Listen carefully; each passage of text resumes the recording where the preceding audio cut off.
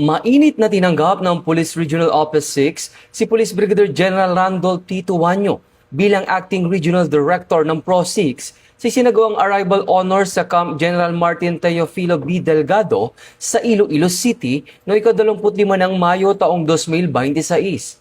Naging makulay at makahulugan ang pagtanggap sa pamamagitan ng cultural presentation ng PRO6 Dinagyang Dancers na tampok ang mayamang kultura at tradisyon ng Iloilo City. Pinangunahan ang programa ng Command Group ng PRO6 kasama ang mga opisyal at member ng regional staff at national support units.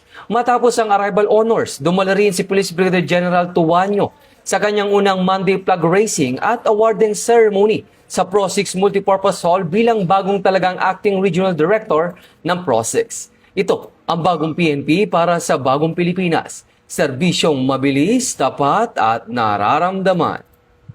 Mula dito sa National Headquarters ng Philippine National Police, ako ang iyong PNN correspondent, Patrolman Edwin Baris, alagad ng batas, tagataguyod ng Balitang Pulis.